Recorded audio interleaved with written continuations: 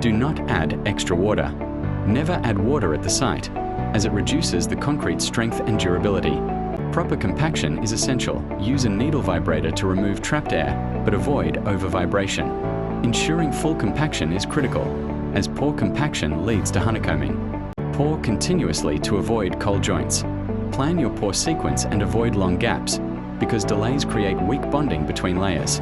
Maintain the correct pouring height and limit the free fall to about 1.5 meters. A high drop causes segregation, which weakens the concrete. Do not add extra water. Never add water at the site, as it reduces the concrete's strength and durability. Follow safety during pouring. Always use PPE like a helmet, gloves, and boots. Ensure safe access for workers, and perform checks on the pump and equipment. Safety means zero accidents. Remember the golden rule: quality concrete equals proper preparation plus correct pouring plus good curing.